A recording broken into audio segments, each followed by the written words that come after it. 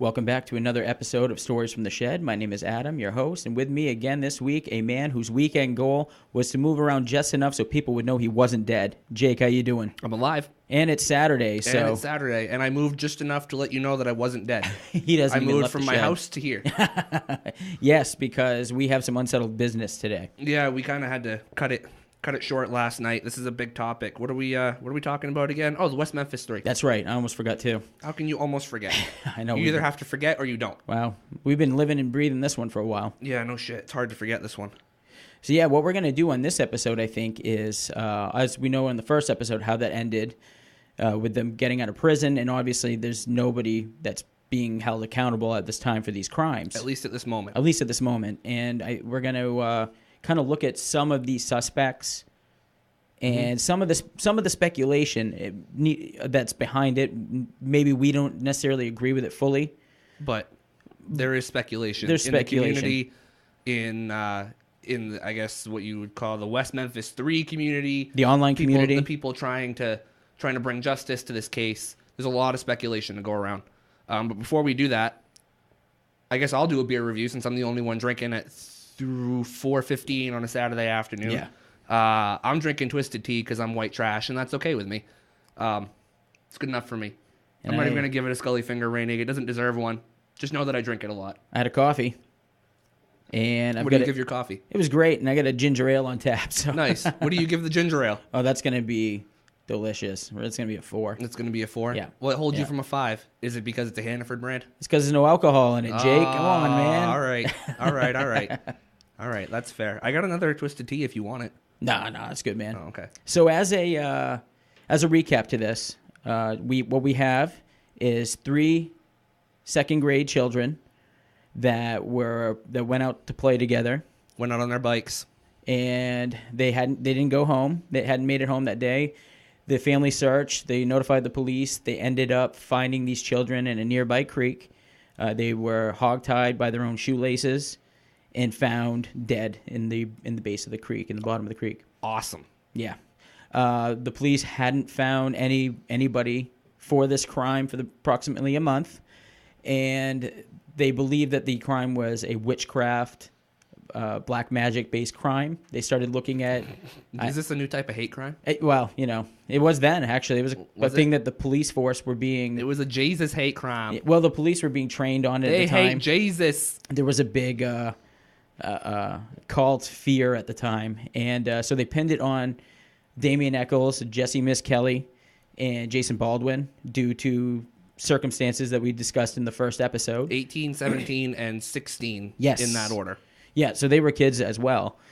They spent 18 years in prison in a few days. Literally as long as they had been alive at that point. In some cases longer. Yeah.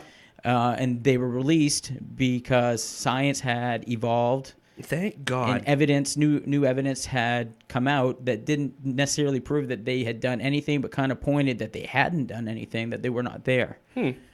They took what they considered to be a rare Alford plea, and they were released from prison.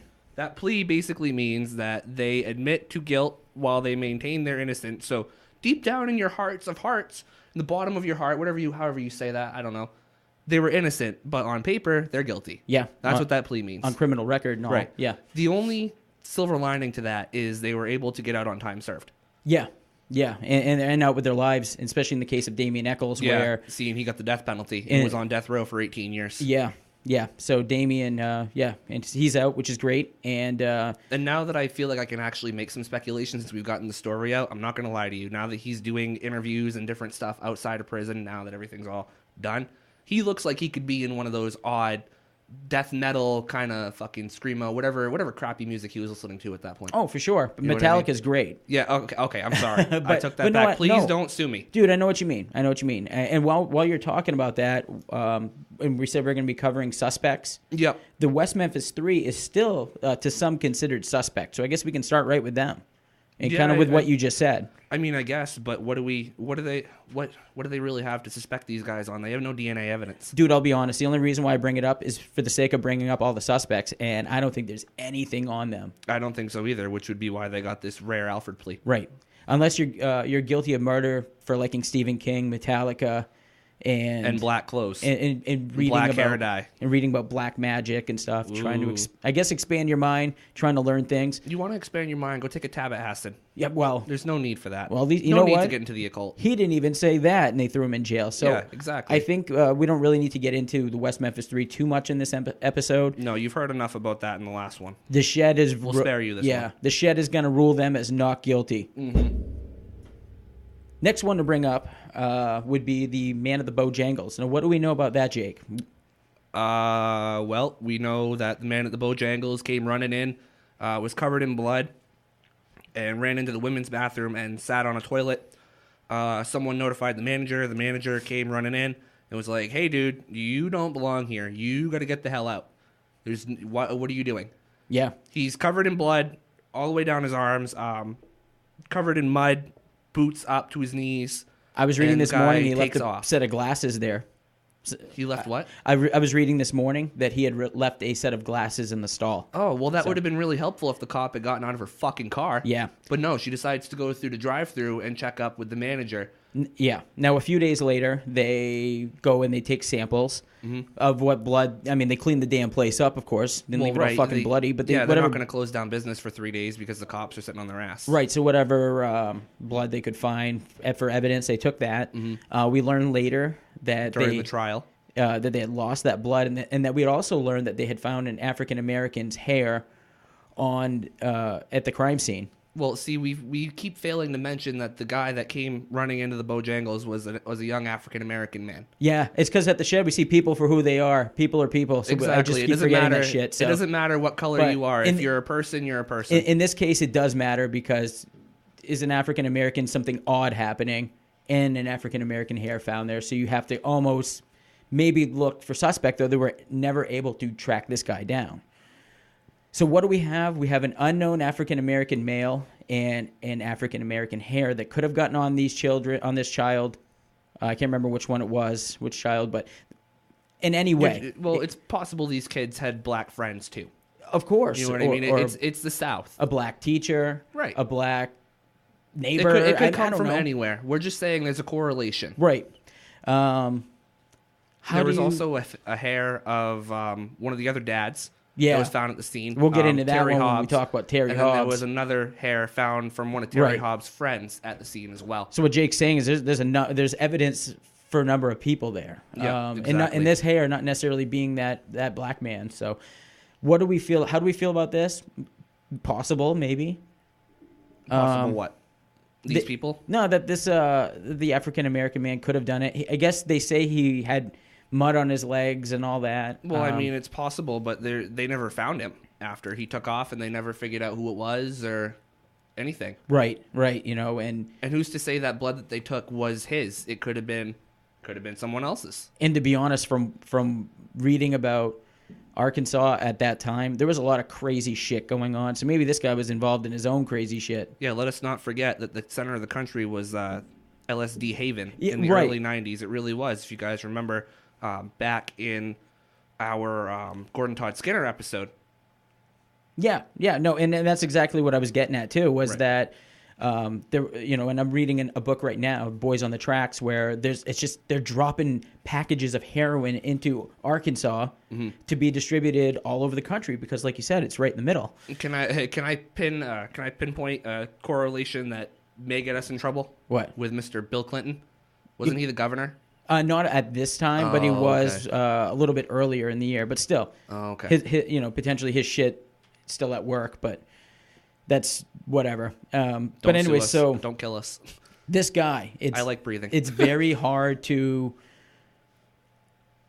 pinpoint this guy here because, in my opinion, to say it was the guy at the Bojangles wouldn't be fair to him. No, because all you have is that there's a hair from somebody of his same race. I mean, that doesn't mean anything. That doesn't mean anything. You know, so I'm gonna say probably not. He was probably involved in his own shit. I don't know what it is. Doesn't matter. But yeah, it doesn't matter because no one really. Well, I can't say it doesn't matter, but no one really followed up on it, so we don't have any real anything to go on with it. Right. So in that aspect, I guess it doesn't matter. We're gonna give him a thumb sideways. Maybe he did it. Maybe we'll give him didn't. a neutral. A neutral. Yeah, like a neutral eBay seller's rating. You know what I mean? Like the package arrived, but it was 3 days late. Right. It worked. Bingo. That's exactly what I'm thinking. You Right. can't rule them out, but you can't rule them in. Right, exactly. So that leaves us to some of the fathers. Now we have the Hobbs father. The Moore, the father of Michael Moore. Yep.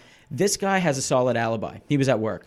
He wasn't there. He wasn't around. Right. He worked the night shift. He didn't do it. I believe, so, didn't he? So, without having to get too much into him, the Shed's going to rule him not guilty. Right.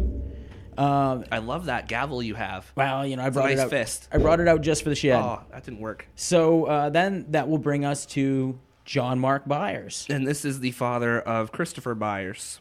Yes. Now, a little backstory on him before we even kind of get into this West Memphis time frame. This guy has worked as an informant for the police.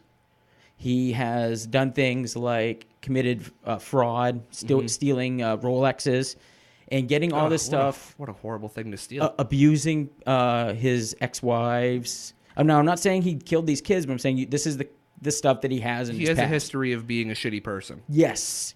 So he's got a history of being a shitty person. That doesn't mean he didn't change. And that doesn't mean he didn't change. So you got to keep that in mind. But John Mark Byers was the stepfather of Christopher Byers. He was there for him. Actually, he met Melissa Byers when she was pregnant for Christopher, and she had an older son named Ryan. He actually adopted Chris, but did not adopt Ryan because he was, I think he even said it, because she was pregnant at the time that they met. Right. He was there for the kid. You're exactly right. He was there for the entire time of this kid's life. Right. So he is the stepfather. And so I guess maybe we could kind of start with the John Mark Byers alibi. We could. Let's do that. Sure. So before we start getting into his alibi, we need to make a note to you guys, to do you guys a favor. We're not going to sit here and this event was corroborated by this person. This event was corroborated by that person.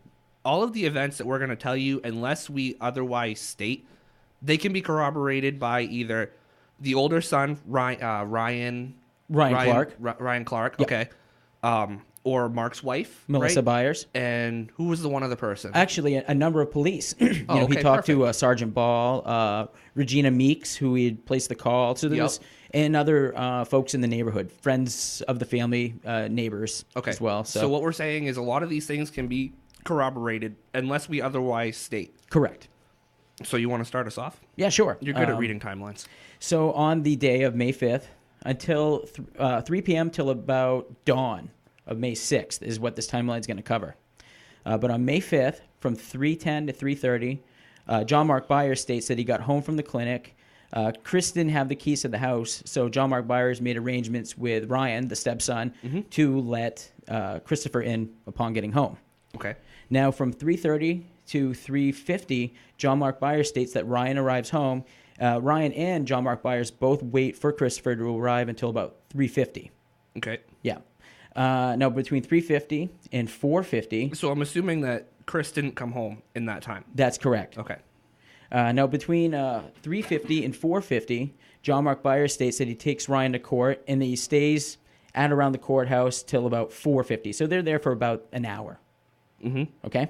Now, from 4:50 to 5:10, John Mark Byers states that he goes to pick up Melissa Byers, his wife, from work in Memphis. Okay. So all this time, he's pretty well busy. Right. From 5:10 to 5:30, John Mark Byers states that he returns from Memphis with Melissa and finds that Chris had tried to break into the house, like you had stated earlier. Yeah, it was something about window being broken or being off track, or something was messed up. Chris had tried to get into the house and didn't have a key, obviously. Ryan was at court. Mom and Dad weren't home. He just tried to get in. So he got in the house, grabbed a snack or something, and then left again. Right. So I just want to correct myself because I said on the first episode that I didn't think it was that same day. But Jake was right. It actually was that same day. Oh, okay. So this is a statement from Ryan Clark. Dad told him that Chris had broken a seal on the window to get into the house. Yeah. So there was a broken seal. Yes. And around 5:30, John Mark Byers leaves Melissa and goes to get Ryan from court. He leaves Melissa at court, or at the house. At the house. Okay. Yes. He finds Chris in the street on a skateboard, like we had stated. He was laying on the board. So this is the first sighting that he's had of Chris that afternoon. Now, what he does is he immediately takes Chris back to his house, and where he proceeds to give them, now quote unquote, 2 or 3 licks. That just doesn't sound nice. Yeah, no. I don't like the way they say that. But 2 or 3 licks. Southern, Two man. or three licks. Now, from 5:30 to 6 o'clock, John Mark Byers then leaves again and goes to get Ryan at court. Okay. While this is going on, Christopher Byers is in the carport cleaning as part of his punishment. For not coming home and breaking the window. Correct. Now, from 6 to 6:30, John Mark Byers begins to look for Chris around the house and calling the neighbors. Mm-hmm. Yes. And, of course, Brian and Melissa are probably doing the same thing. Now, remember, Chris had kind of walked off while Mom wasn't paying attention, went and did something else. That's right. She was on the phone. Yep, so Mark comes home and sees that Chris is gone again and is like, well, what the fuck? We gotta go find this kid now. Yes, exactly. Now, 6:30 to 7:30, John Mark Byers drives around the neighborhood looking for Chris with Ryan and Melissa. The streets that they were on were Ingram, Goodwin, Wilson, and Macaulay. Goodwin Chevy. Yeah. The only name Mark Don't buy a Byers Chevy. gives in the initial hunt is the Garner family. So they had asked people, but if they'd seen him, but he specifically mentions the Garner family, and I think that's because they were very familiar with them, and they had children as well that Christopher had played with. Okay. And then let's see here. While they're driving around, he does also speak with a police officer at the Flash Market. Yep. At around 6:30. Okay. And this is also recorded in the police log. I believe 2 police officers, and that would be Meeks and Covington. Okay. Now, then, shortly thereafter, at 7:30, John Mark Byers encounters a African-American officer out front of a Dollar General on Broadway. Ah, okay. Side note to that is that there's no record of that, but who knows? I mean, this guy wasn't really looking necessarily for anything, or there's no need for this officer to have made any record. Another odd side note has nothing to do with the story, but we didn't start getting Dollar General up here until probably 4 or 5 years ago. And in this town, it was like last year, so I guess they were a big thing there. I thought that was interesting, too. Right. Now, at 8 p.m., John Mark Byers calls the sheriff's department, and the guy answers. That's what it says in there. I'm guessing the front desk answers. And John Mark Byers proceeds to tell them the situation. Right. The dispatcher then answers back with telling him that he needs to call the sheriff's department. Is that what it was? No, he needs to call the West Memphis Police Department. He called the sheriff. He called the yeah. county sheriff's department, and they told him that he needs to call West Memphis. Okay, probably not their jurisdiction at that time. I would assume they would want the local police to deal with it over the county police, at least at first. Probably, it's yeah. just a missing child. It's just a missing child. That's a really big thing. That sounded really bad. But I would imagine they would want the local police to take care of it before they move up the chain. But you know what, Jake? It doesn't really sound all that bad because, as we've noticed in other stuff that we've researched, especially in this time frame, it's 24 to 48 hours, and until then, we consider him a runaway. He's probably going to be back for dinner, so that's probably why there was no haste on the sheriff's department's end. Right. Now, from 8:09 to 8:30, John Mark Byers calls the West Memphis police to inform them of the missing child. At that time, he speaks with Regina Meeks. Correct. Yes. Yep, she shows up at the house. And when was this about? I believe, didn't she show up about 8:30? About 8:30, yeah. Something like that. And now, also at 8:30, John Mark Byers states he was going door to door and finding encounters of little boys and girls in the neighborhood that would have played with Christopher in the past, and asking them if they had seen them. Now, some of them had said that they had seen him and his 2 other friends going towards the Robin Hood area. The area they weren't supposed to go. Right. Just like kids, to do the things that you're not supposed to do. Yes. So in around this time, 8:30, 9 o'clock-ish, there's a lot going on because they're starting to panic. It's getting dark. Where are the kids? So John Mark Byers then, together with Ryan, encounters Dana and Terry Hobbs outside of the Moore house. Okay. So now the parents are starting to get together and be like, where the fuck are our kids? Yeah, they all converge and start looking in the woods. Yep. Now, after 8:30, John Mark Byers states that it was probably, this is a statement from John Mark Byers, I should say. It's now probably 8:30. It had gotten dark, and Terry Hobbs said, let's spread out, and they started heading down towards the Robin Hood area where the children had been found later on.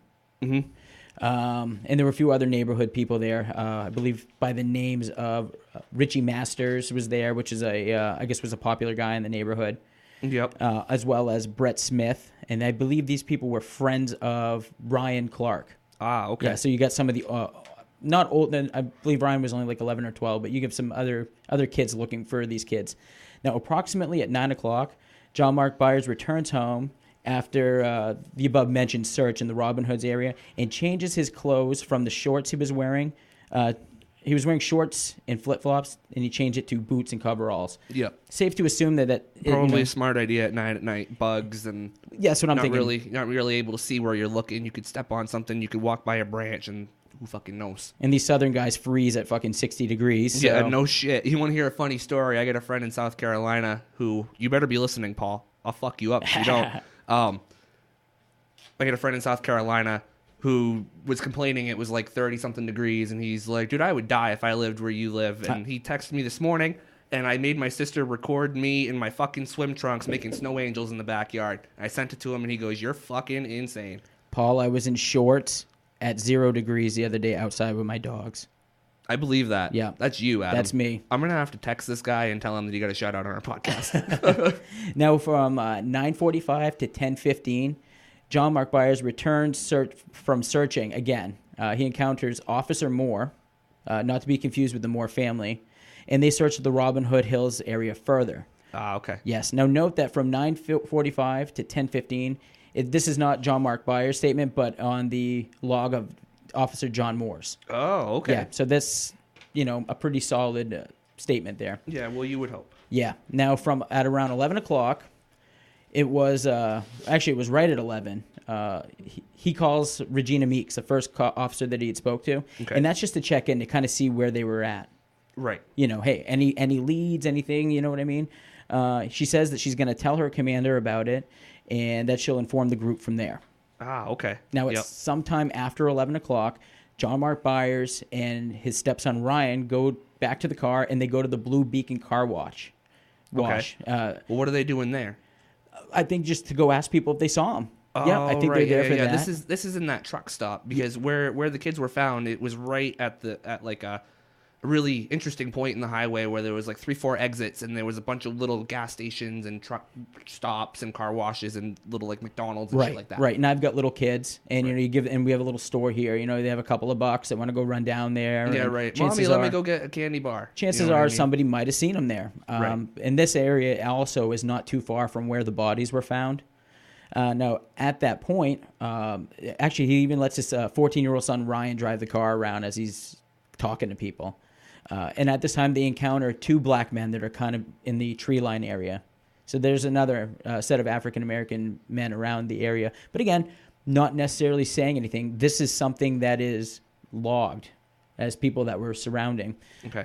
But most likely, they had nothing to do with anything.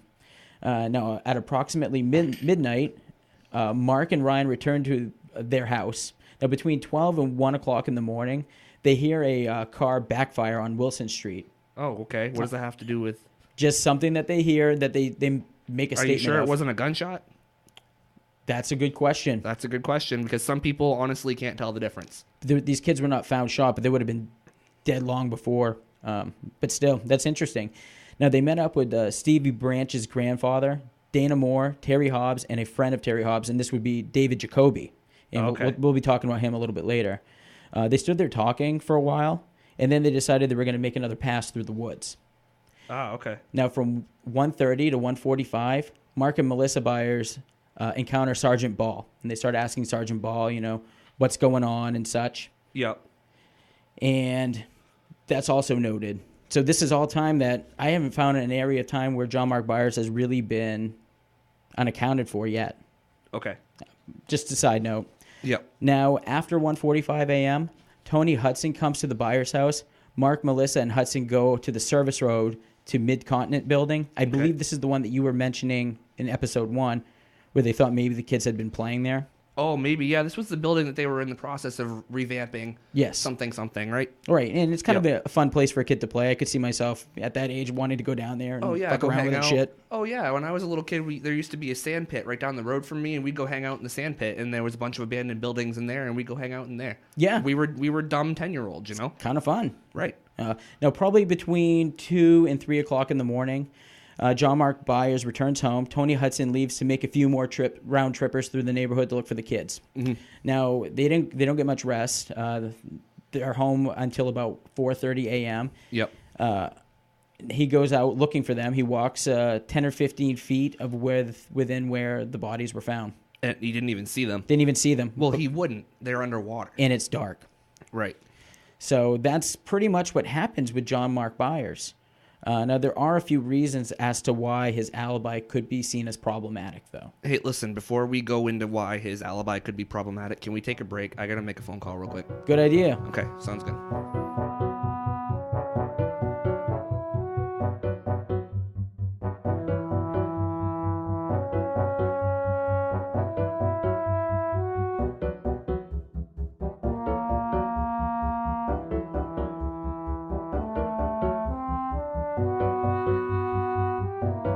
Well, that was the most ridiculous phone call ever. Yeah, what happened? Oh, my sister needed me. She locked herself out of the house. She goes out without her keys and then comes home and is like, I don't have my keys. Are you home? Can you let me in? And I'm like, no, I am in another town. You can't pause our show. Well, that's what I'm saying, but it's a good thing that it's not that far from my house. I was able to just kind of gun it in third gear and hold it there.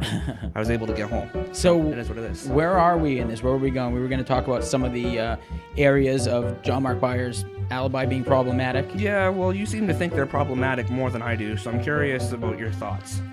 Well, basically, first, there are a number of people that are specifically described being with him at key times who give their statements recalling these events that don't include him. Okay. So he's saying he was with certain people at certain times, and when they give their account of the events, they fail to mention him being there. Okay, but that doesn't mean he wasn't there. It just means that they failed to mention him. Right. That's all. Just the way that you played it out, I guess. Yeah, this includes Clint Garner, Clint Garner's mother, even at times Ryan Clark, Britt Smith, Robbie Young, and Richie Masters. But you know what? These are. And another thing you have to keep in mind with this stuff is that they didn't realize it at the time. Obviously, they knew this was a big deal. They probably thought they were looking for a kid that just wasn't home. You know what I mean? They didn't. Right. What I'm getting at is I don't think these people realized that this was going to be a major event in their lives. So they didn't take note to say who was standing left or right of them at all times. Well, I guess part of that comes into when were they interviewed. Yeah, that's another good question. If they were interviewed right after the events took place, then maybe they would remember him being there. Yeah. But how long before these people were interviewed? Right.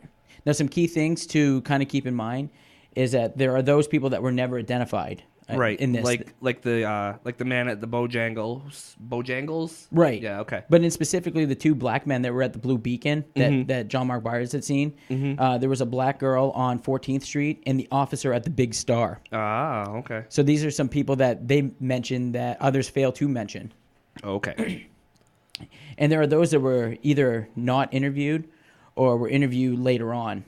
Okay. So there were people that were interviewed later on to where they might have forgotten. Right. Well, that's possible. And at the time, like you said, these people may not realize this is a major event in their lives, but at the same time, the kids are missing when they're being interviewed later on.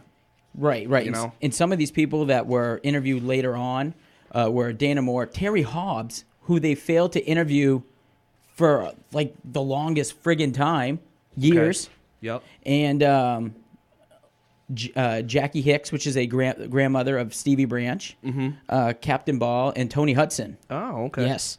And finally, these are all those that were interviewed or testified in parts, but didn't provide any clarity as to John Mark Byers' whereabouts. Yeah, not really a big deal. And again, like we said, they didn't realize this was going to be a major event in their lives. That's kind of what I'm thinking. This might be a good opportunity to play a little bit of just how John Mark Byers kind of conducted himself, especially in the Paradise Lost documentary. And keep in mind that documentary was made as the case was going on. Right. So this documentary kind of showed a lot of raw emotion that it felt raw to me. Yes. So why don't we play a little bit of that right now?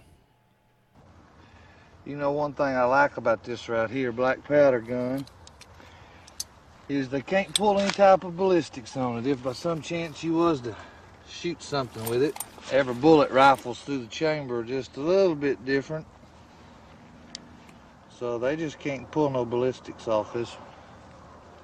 There's a few people I wouldn't mind going on shooting with it, but hopefully the courts and the justice system take care of them. But no, Todd, I could save the state a lot of money. If they just let me line them 3 son of a guns up.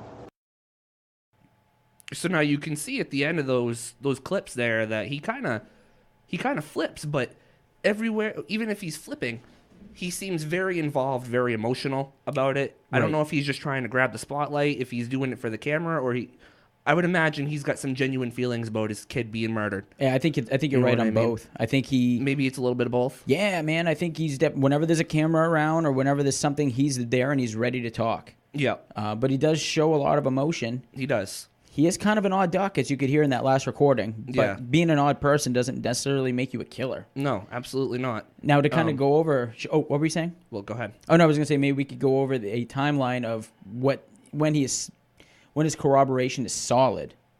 And that's... We pretty much did that. Yeah, but that's pretty much all day up until 8:30 to 9:30. So it really... Well, it's getting dark at that point. It's pretty easy for people to forget. Right. People are getting tired. It's been a long day. They probably all worked or went to school. You start to lose your memory at that. I would imagine you start to lose your memory at that point. You're getting tired, man. Key things to note about John Mark Byers is that he did start notifying the police at 6:30. Mm-hmm. So even if there is really no corroboration from 8:30 to 9:30, these kids were already reported as missing by him. Right. So that kind of looks good in his favor. Right. One thing that I want to say that doesn't look so good about him, or not necessarily bad, but not necessarily good, is that knife that he had given the HBO film crew. Yeah, that doesn't make him look good at all. And the fact that there was blood on it after him saying, I would have never used this to skin deer. I never would have cut myself on this knife. This knife is basically brand new. I don't use it. But it's got blood in the folding part. Yes, and like we said in the first part, that blood tested as to being potentially his blood or Christopher Byers. Right. They have a similar blood type. Yeah, but it was undetermined because of how small the sample was. So, to sum him up, what do you think? Do you think he had any involvement in this? You know what? At first I did. Did you? You know what? And a lot of people did, especially the HBO film crew. They were real quick to turn him into a bad guy. Oh, well, I know when I was watching it initially, the first time I watched Paradise Lost, I definitely felt like he had some sort of involvement. He seems too over the top. Yeah. It almost seems like one of those too good to be true type of things. Right. So, and really, when you start to look into this, you almost kind of think yourself, well, maybe it was the West Memphis 3 and some kind of a witchcraft thing. But as the story does evolve, you almost look at John Mark Byers. Mm-hmm. But then as time continues on, time moves forward, and the DNA comes out, and the new evidence comes out that we're going to maybe talk about, that we definitely will talk about when we talk about Terry Hobbs. Your attention quickly does, or at least mine, quickly shifts from John Mark Byers to maybe others, or maybe not to others, but definitely a lot less on John Mark Byers. He's a weirdo. Being a weirdo is not a crime. No, it's not. It doesn't make you a killer, but he is definitely a weirdo. He's an odd duck. So what are you going with this one? I'm going to say he didn't have any involvement with it. I think he likes attention. I think he's really good at getting attention. At that, he's really good at drawing attention to himself. Look at how he acts. Listen to how he talks in these clips. He's out. He's out there, man. Strange. Well, and remember, he goes into the woods after, as the trial's going on, not even after the boys were killed, and he starts hammering, I don't know, not logs, but sticks whatever, into the ground. And then he pours, looks like paint thinner to me, on the ground and lights it on fire, and he's like, "You burn in hell." He wraps up crime scene tape. He goes, "This is the crime scene tape they stretched out front of me when they found my baby and they wouldn't let me cross it." He sounds like a televangelist. He does. He really does. He's like Joel, what the fuck's his name? The dude that ripped a bunch of people off on TV. Joel Epstein? Something like that, yeah. I don't know. Some stupid Joel name. He's definitely an odd guy. And you know what? He's definitely been on the wrong side of the law in the past. Right. But so was he homicidal at this point in time? I doubt it. I doubt it. So we here, the jury in the shed, find John Mark Byers not guilty. Perfect. Boom. Wow, that echo. Yeah, well, that was a big one. That was. And so that takes us on to our last suspect that we're going to look at, and that'll be the end of this topic, because I have vomited this topic enough the last couple days, and I read it all week, and I'm ready. And that's going to be on Terry Hobbs. Sure. Yep. Terry Hobbs. Yeah, so Terry Hobbs. For the third time. Yeah, for the third time. So what's his name? Terrence Wayne Hobbs. Okay. Before we get too far into this, or before we even start it, his timeline is kind of difficult in a sense where there's a lot of time that he has unaccounted for. Oh? And there's a lot of people that have formulated speculation as to what he was doing. So this timeline is a little bit of both speculation and actual corroboration from other people. That's correct. So I think Okay. the way we got to go through this, Jake, is to just read the facts, and once we get to a point where there is speculation, to Just bring it out. just say, hey, look, this is what is speculated at this time. Right. And This you're is what people think happened. Unfortunately, you're going to hear this a million times, but I just feel like that's the way to go through this. Well, here's the thing with this case, and it's consistent throughout the entire thing. There's not a lot of hard evidence. No. It's a lot of speculation, a lot of, one thing leads to another. Yeah. Hearsay, odd stuff that you can't just pinpoint. Exactly. So I guess before we jump into this, another thing to note is that this theory is derived from the available documents. Unfortunately, the West Memphis Police Department still have not eliminated Terry Hobbs as a viable suspect. Oh, beautiful. Yeah, so let's keep that in mind too. And this timeline also starts in the afternoon on that day that the boys were murdered. Okay, and now I have a question for you. If Terry Hobbs wouldn't have opened his mouth when the Dixie Chicks lady, Natalie Main, had come after him, do you think he would be considered a suspect? Was he considered a suspect before she came out and started pointing fingers at him? You know what? That's a good question. Speaking of speculation, that's my speculation to start. Yeah, because that's You not almost even wonder. that's not even mentioned in this timeline. Really? Because this is a timeline for that day, just like John Mark Byers. Oh, okay. So that's something. I mean, I guess we can discuss it now. It didn't help him. No, it definitely A lot of didn't. people did look at him, but when he started acting like a dickhead, Right. that's really what turned the heat on him. But Wow. Imagine that. Being a dickhead makes you looked at like you're a dickhead. yeah. So 2 this plus 2 is 4. this dickhead story starts at 2:50 p.m. on May 5th of 1993. I love this. He should write a book and title it My Dickhead Story. Now, Pam Hobbs is his wife, and Amanda Hobbs is their Daughter. daughter. Okay. Yeah. And also, wait, I know we keep saying before we jump into this, I got to give a little back feed on Terry Hobbs' story.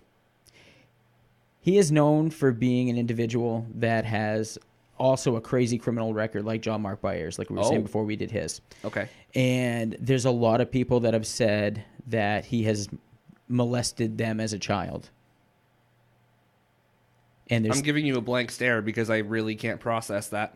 Yeah, that was in the West of Memphis documentary. Wow. So you got to kind of, before we get into 250 on that day, you got to keep this in mind. That's Uncle Terry's or the Hobbs family secret, right? Well, no, the Hobbs family secret is that he killed these kids, and that's something we'll get into also. Oh, But Jesus. Okay. you got to keep in mind, this guy is not exactly a great guy, though he has not been convicted of molesting children. So we are in no way saying that he has molested anyone. Right. This is something that This has is been speculation. said. And that he's been abusive. He actually shot, I believe, his ex-wife's brother with a .357. Jesus. Yeah, they had some kind of argument, and he shot him. What the fuck? So keep this in mind as a testament to this guy's character as we start in on May 5th, 2:50 p.m. Hold on, one more time. Before we get into this, we just have to say we don't know any of these people personally. No. This is what is speculated. Of This course. is what you can find online. You can find this yourself, yeah. Now Okay. at 2:50 p.m., Pam, his wife, and his daughter, Amanda Hobbs, they go to pick up Stevie from school. Mm-hmm. At 3:10, Pam and Amanda and Stevie arrive home after walking from Weaver Elementary. So they must have been really close to the school then. I think they were within a quarter mile. Oh, no shit. Now Back when your kids could walk to school.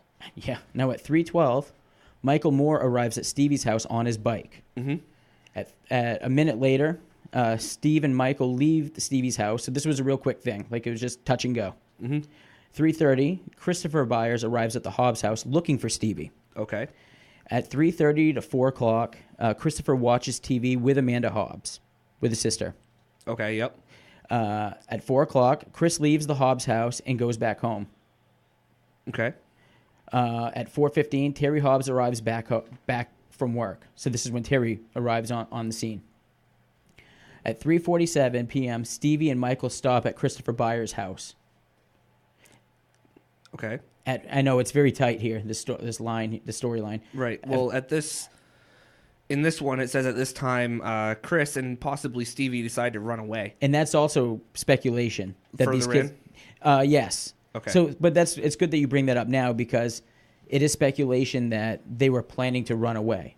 But why? There is no evidence to prove that, which is why I didn't know if we should put it in there or not. But you know what? It is something that people were saying. So Okay, well, can we speculate as to why they may have wanted to run away? well, it sounds like their father's, you have one that's getting fucking beat for playing on the skateboard. You have one that's potentially done things to, again, speculating to children.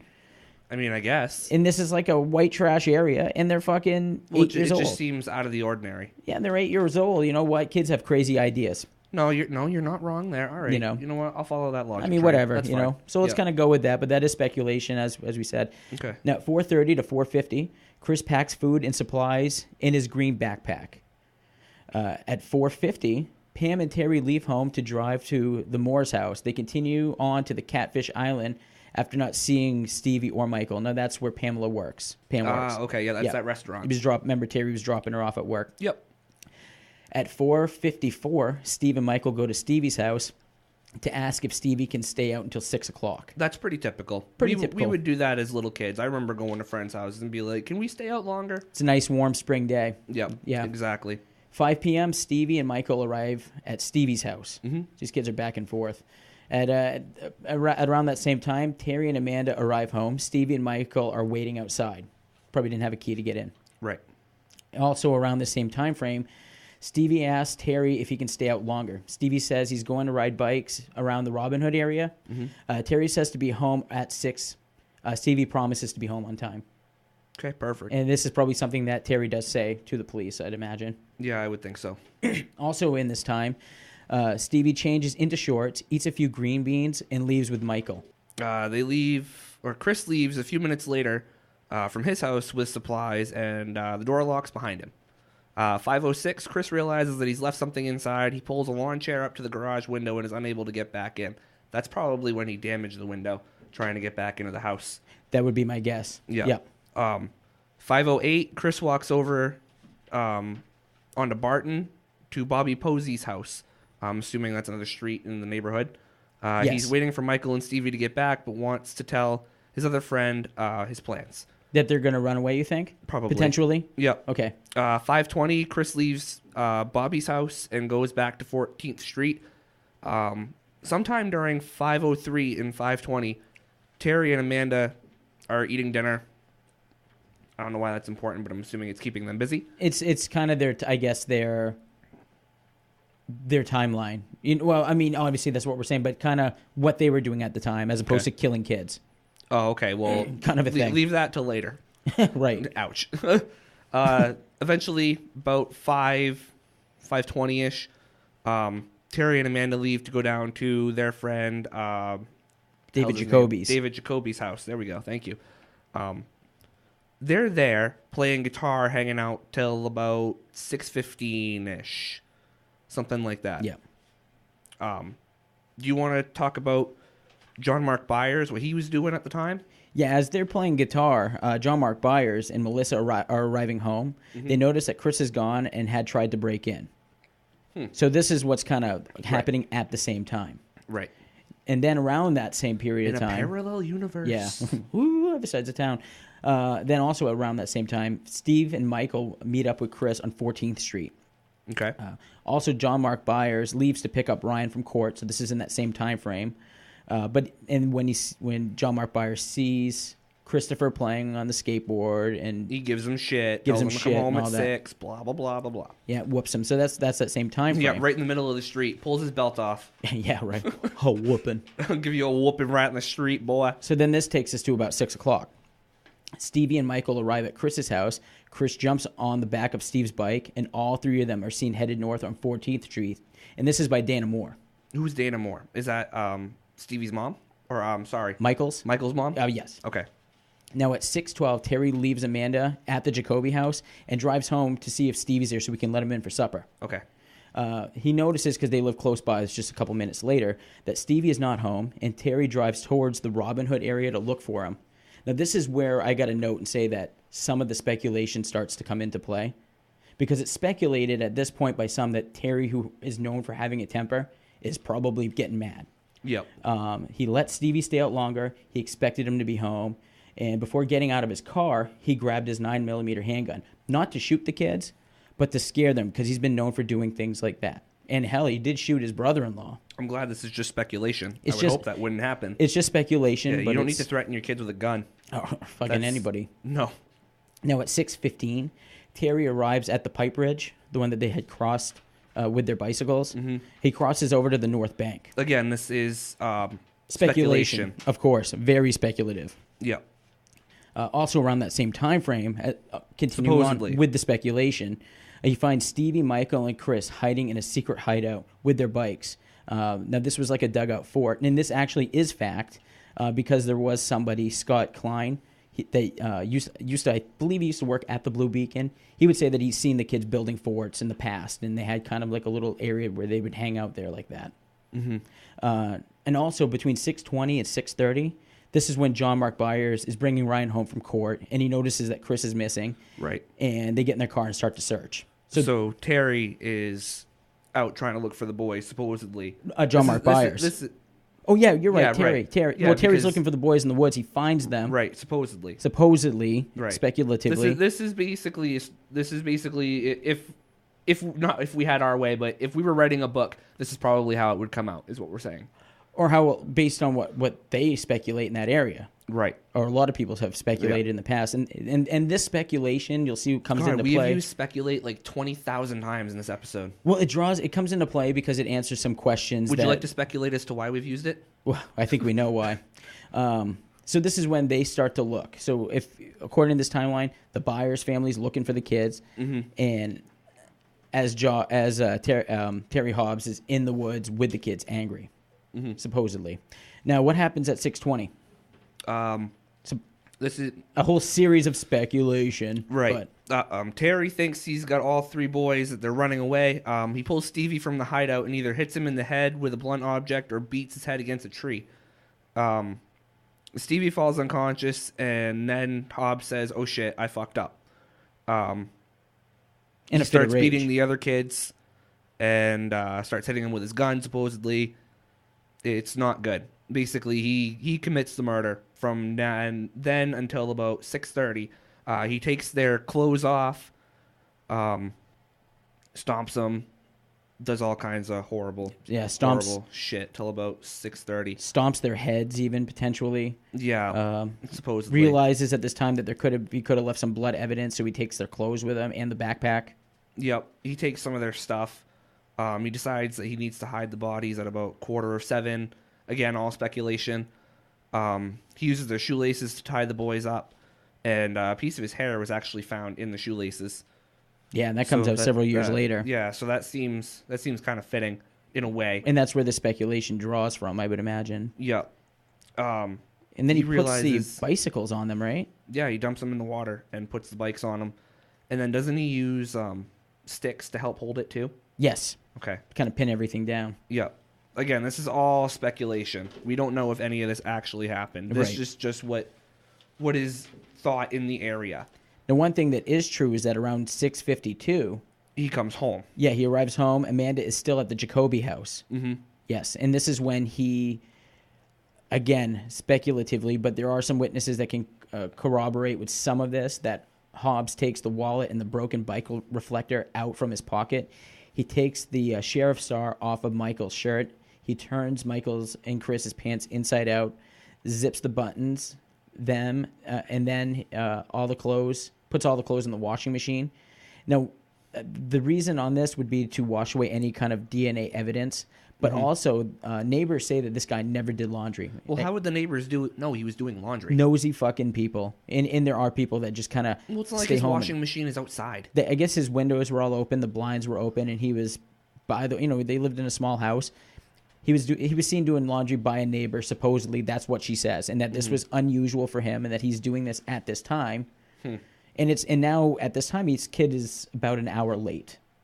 So why aren't you out looking for him when you're doing laundry and you're never a person that does laundry?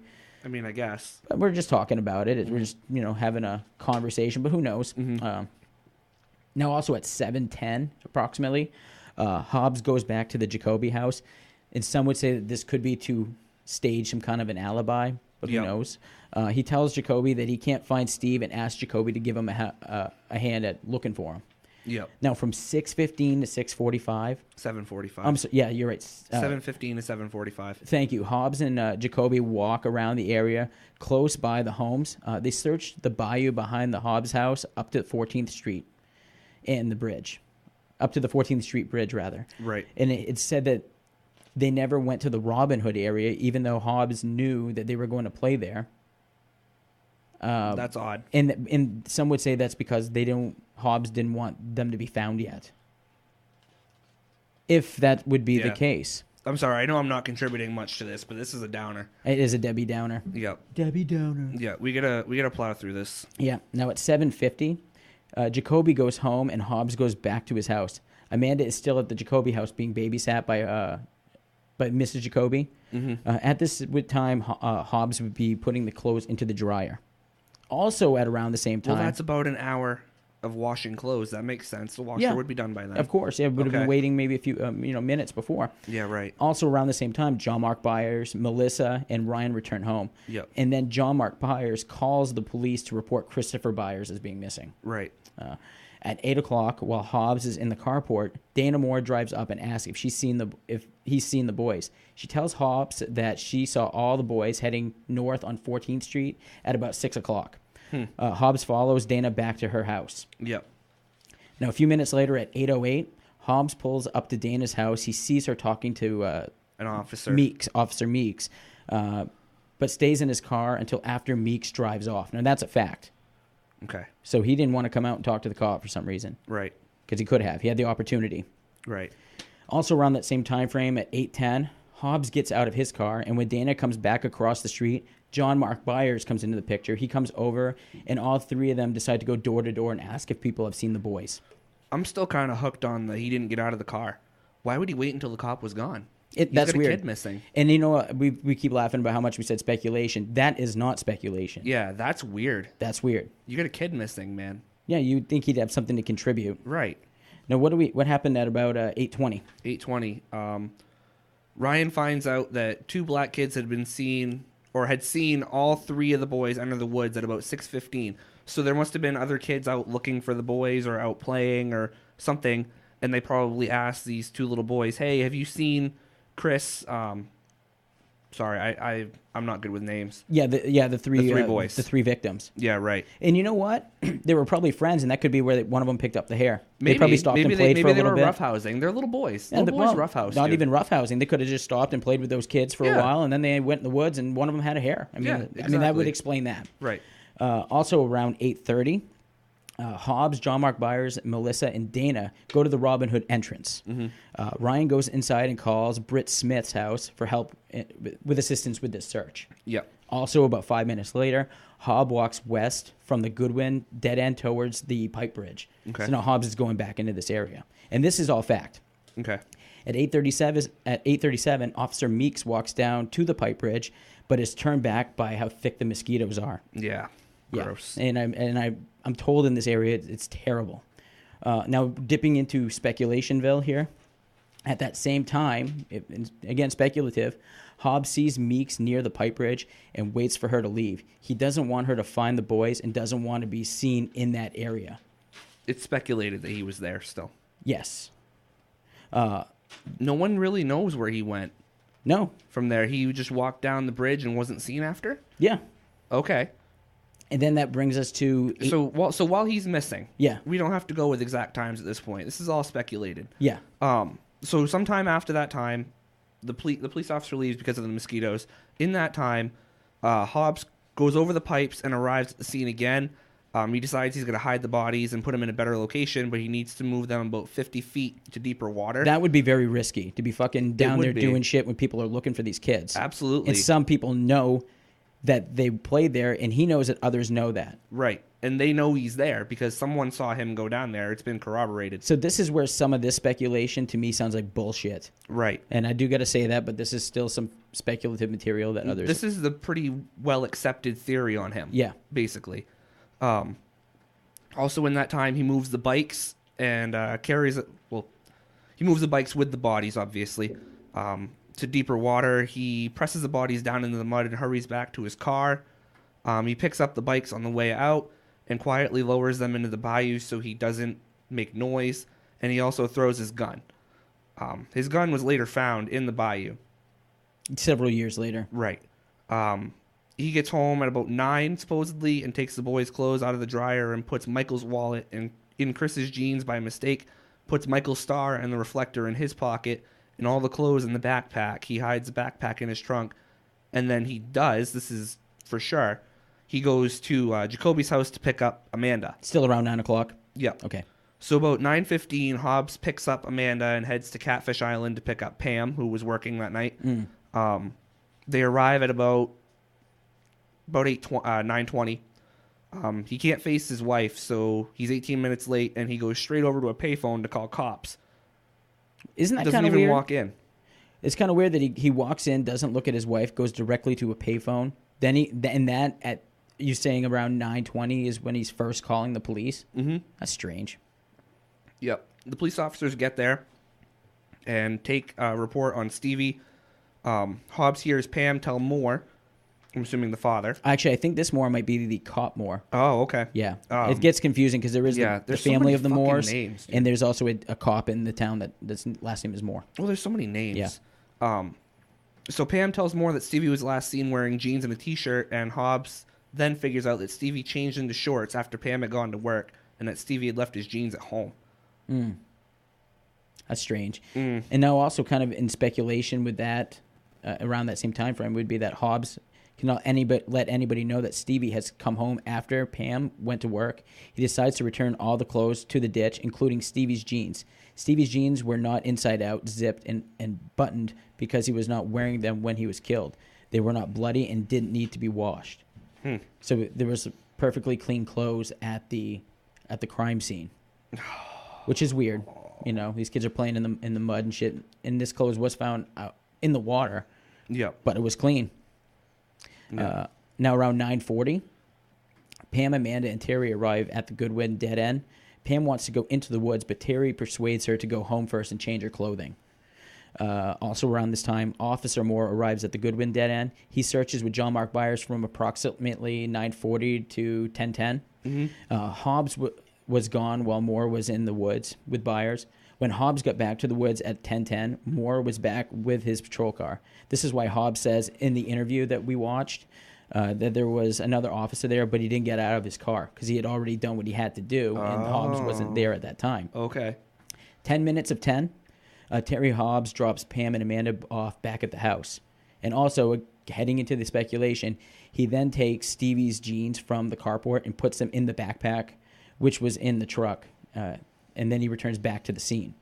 And he's there at approximately 10:05, speculatively. Yeah. He brings all the clothes out, goes back to the ditch and submerges them. What else here? He uses sticks to hold the clothes down in the mud. He had 5 socks and 2 pairs of underwear that are too hard to wrap around sticks, so he left them in the backpack.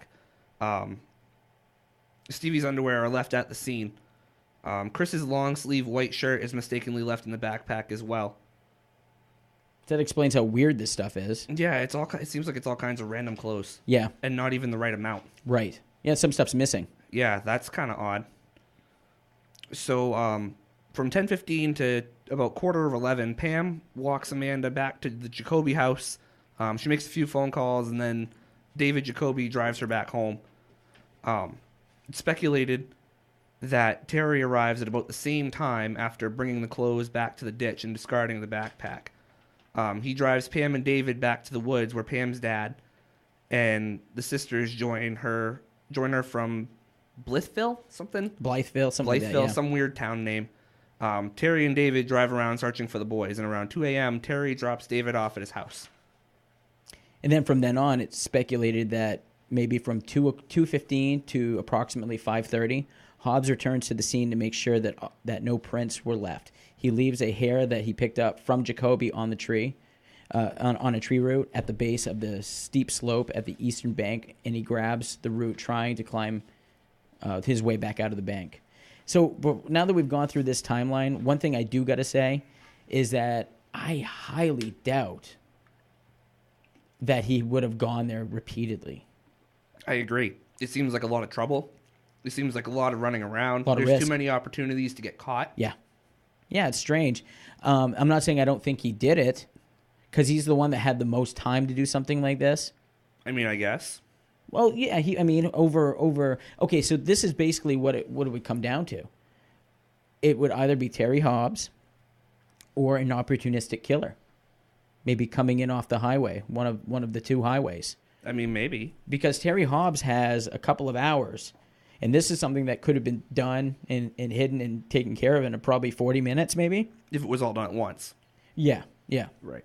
Now, like you said earlier, there was one of Terry Hobbs's hairs found in one of the bindings of, I believe, Michael Moore. Mm-hmm. One of his friends, David Jacoby, his hair was found at the scene.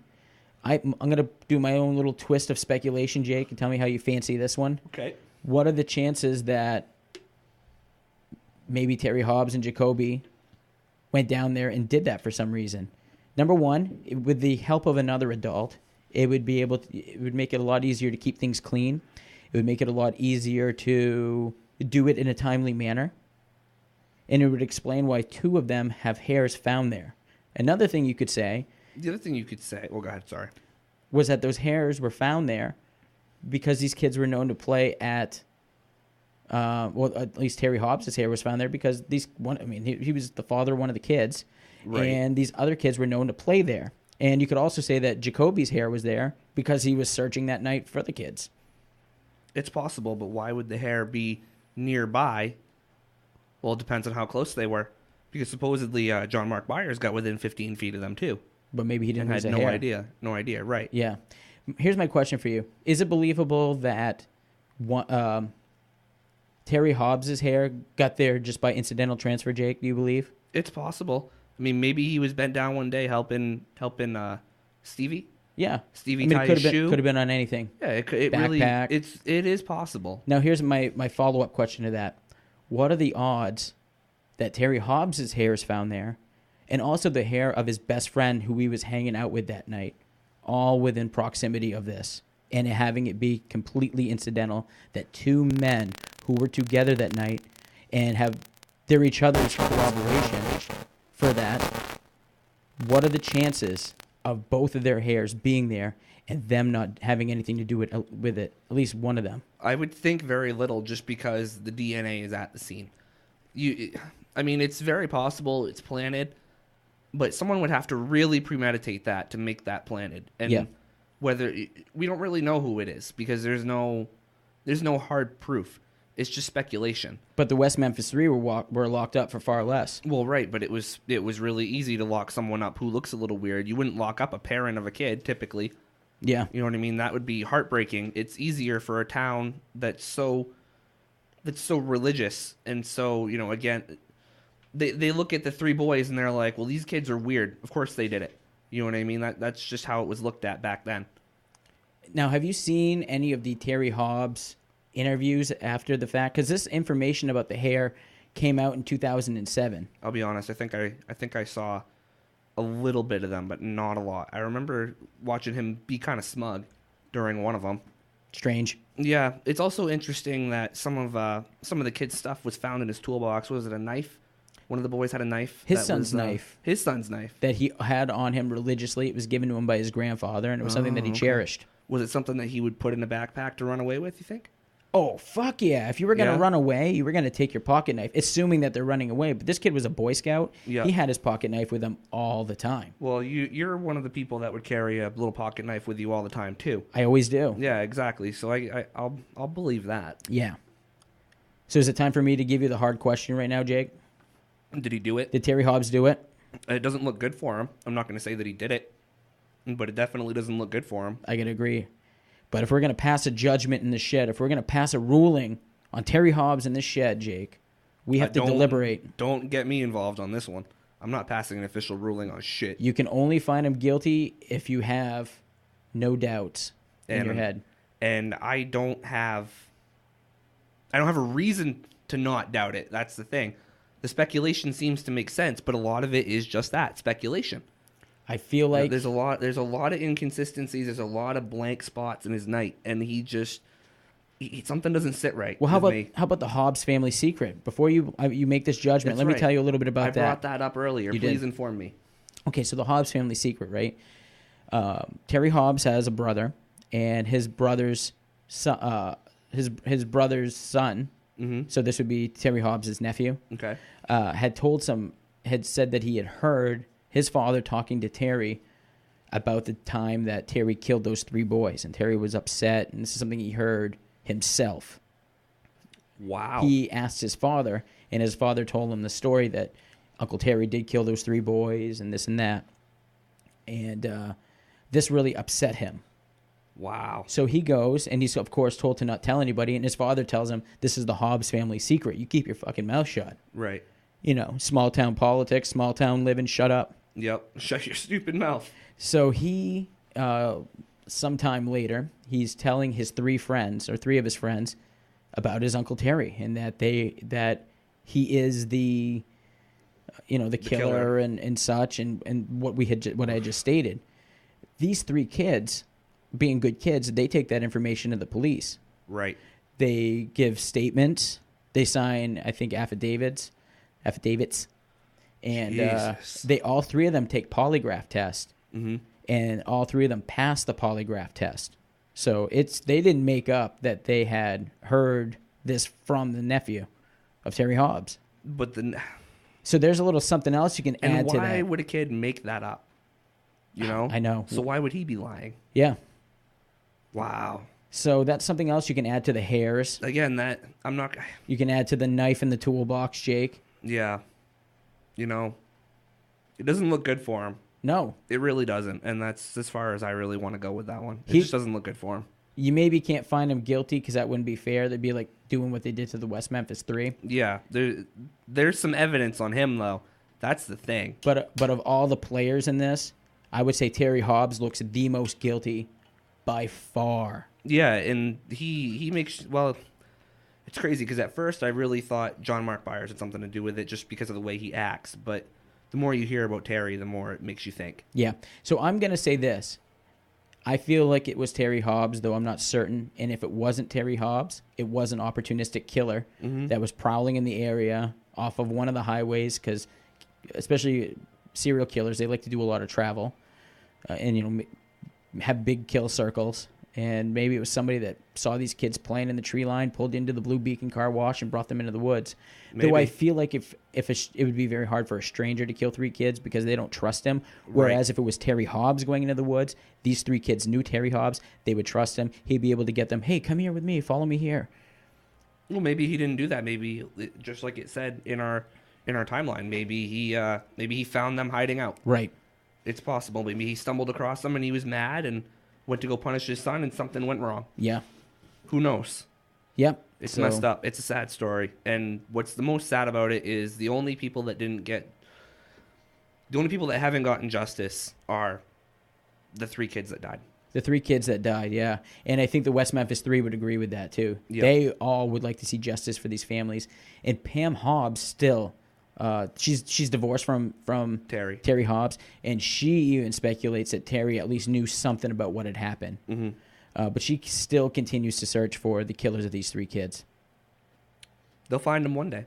Do you think we killed the story? Are we over this one? Did we do it? I'm good with it. Yeah? I'm done. This was a good one. A lot of Yep. research. Was a lot of fun to do. It was a lot of fun. It was a lot of reading, a lot of watching. Yeah. It's going to be a lot of editing, but Yeah. that's okay. And I I like doing it. I definitely want to thank all the people that have sent us all these great emails, and the people that have taken time to give us reviews and such. The best emails. The best emails. Continue to best do it, emails. and please, if you want to support our podcast, you can do so just by telling people, getting the word out, Yep. and getting them to download.